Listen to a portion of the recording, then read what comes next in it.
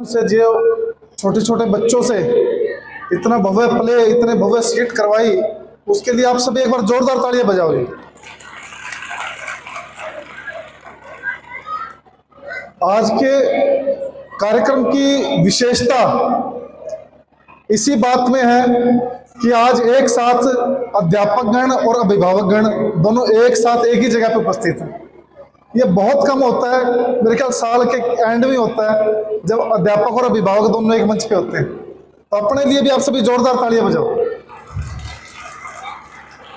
आज के कार्यक्रम में हमारे विद्यालय के इस भव्य एनुअल फंक्शन में हमारे आज के डायरेक्टर गजेंद्र सिंह रापड़िया जी, मैडम प्रिंसिपल अनीता रापड़िया जी, हमारे कॉरपोरेशन कमिश्नर गुरुग्राम अशोक गर्ग जी, जोरदार तालियां बजाइए इनके लिए भी, हमारे इलाके की शान है।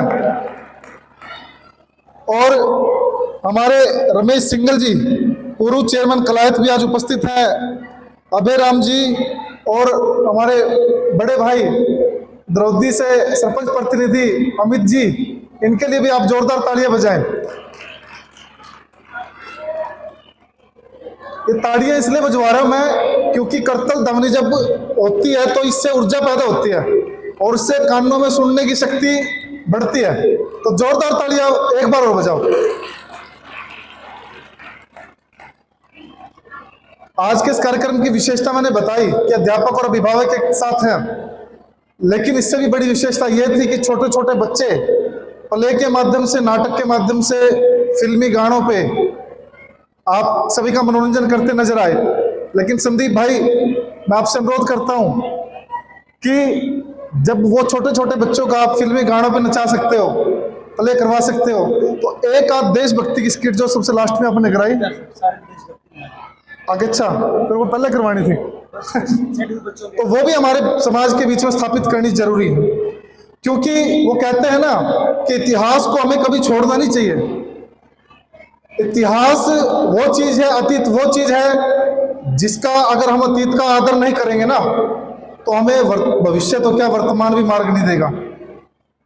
तो ये बड़ी जरूरी कड़ी है समाज के अंदर कि आप लोगों को अपने अतीत की जड़ों को मजबूती से पकड़ करके थाम करके चलना है, ताकि भविष्य के अंदर हमारा देश का जो युवा है, आज हम सिर्फ युवा की बात नहीं करते, आज हमारे देश में सक्षम युवा को अपनी भागीदारी निभानी पड़ेगी।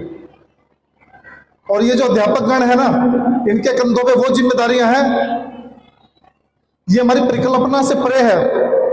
हम सिर्फ आज एक टीचर, अध्यापक, बस इन दो संज्ञाओं के बीच में उलझ के रह गए, लेकिन इसकी जड़ें इतनी गहरी हैं। वो कहते हैं कि अगर एक बेईमानने से इंजीनियर बन जाए तो ज्यादा से ज्यादा क्या होगा, पुल गिर जाएगा, नुकसान हो जाएगा सरकार का, 2-4 जान चली जाएगी, दुख की बात होती है। एक डॉक्टर बेईमानने से बन जाए तो वो 100-200 आदमी को तो यमराज के साथ सीधा डायरेक्ट संपर्क करवा देता है। और जब अध्यापक अगर बेईमानना दिखाए अपने प्रोफेशन में, तो वो आप सोच भी नहीं सकते, क्योंकि अध्यापक और अभिभावक की वो गोदियां हैं जहां पे प्रलय और निर्माण दोनों एक साथ खेलते हैं। गलत तो नहीं कह रहा मैं? किसी को क्या पता था कि गर्ग साहब भविष्य में कमिश्नर बनकर कमिश्नर साहब करेंगे IAS की बातें लेकर। तो इसी प्रकार ये जो छोटे छोटे बच्चा स्टेज पे आपके कार्यक्रम कर रहे थे, इनका भी हमें नहीं पता कि कल को कौन सेना में भर्ती होगा, कौन CISF का जवान बनेगा, कौन कमांडेंट बनेगा, कौन एयरफोर्स में पायलट बनेगा और कौन किसी सरकारी संस्था के अंदर जाकर के अध्यापक बनेगा, ये हमें नहीं मालूम। लेकिन हमारी निष्ठा और हमारी सच्चाई और हमारी ईमानदारी अपने प्रोफेशन के प्रति अगर आज हम दिखाएंगे तो निश्चित तौर पे भविष्य का राष्ट्र का निर्माण, राष्ट्रवाद की जड़ों को मजबूत करने का काम ये बच्चे, हमारे छोटे छोटे बच्चे करने का काम करेंगे।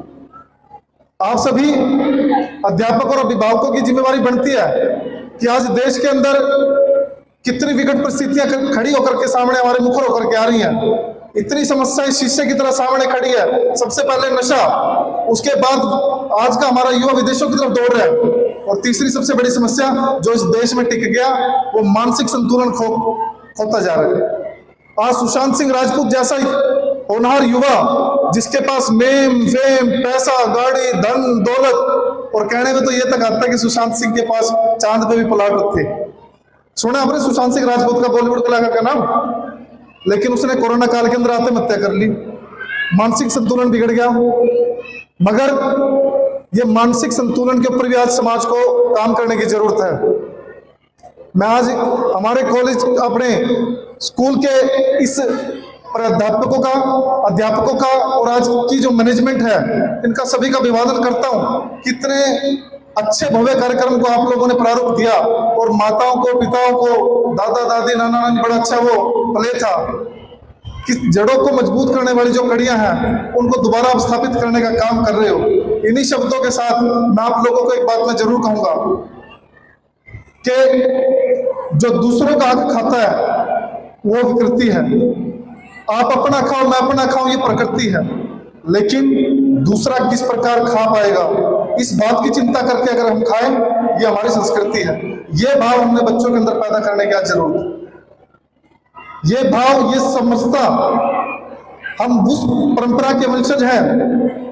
हमें उस भारत के बारे में भी बच्चों से परिचय देना पड़ेगा जिसमें ये विकृति, संस्कृति, प्रकृति वाली बात आती है, और उस परंपरा का भी परिचय देना पड़ेगा जहां के एक सन्यासी स्वामी विवेकानंद जी हुए और उन्होंने 1893 के धर्म सम्मेलन में एक बात कही और अपनी उंगली काट करके कही कि मैंने अपनी उंगली काट करके दिखा दिया कि मेरे खून का रंग लाल है। आप अपनी उंगली काट करके देख सकते हैं, किसी का हरा, नीला, पीला निकले तो बताना। तो ऐसी परंपरा के हम लोग वंशज है। ऐसा हमारा भारत है, ऐसा हमारा श्रेष्ठ भारत है। कश्मीर से कन्याकुमारी तक विभिन्न भाषाएं, विभिन्न प्राकृतिक परंपराएं, विभिन्न सामाजिक परंपराएं, इन सभी परंपराओं का हम लोग स्मरण करते हुए आज इन बच्चों को पालने पोसने का काम कर रहे हैं। इन्हीं शब्दों के साथ आपका, इन्हीं दिल की गहराइयों से आप सभी का हार्दिक अभिनंदन, स्वागत। और संदीप भाई, आपका बहुत बहुत धन्यवाद। आपका बड़ा योगदान इस समाज के अंदर है। आप अपना अच्छी टीम आप चला रहे हो और ये जो आपने बेदी जी के लिए गीत गाया, निश्चित तौर पे बेदी जी के तक ये गीत पहुंचेगा। और आपने बड़ी मेन समस्या उठाई और आप कह रहे थे कि 3-4 महीने और लगेंगे पुल में। 3-4 महीने नहीं, वो बहुत जल्द का फाइनल स्टेज पे।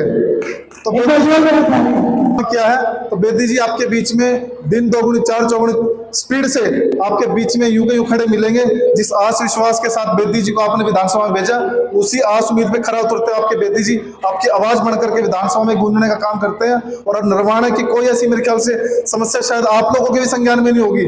जैसी जैसी समस्या हमारी टीम बेदी जी के नेतृत्व में काम करने जा रही है, तो अपनी टीम के लिए भी मैं बड़ा आभार व्यक्त करता हूँ और आप सभी का धन्यवाद। जय हिंद, जय भारत।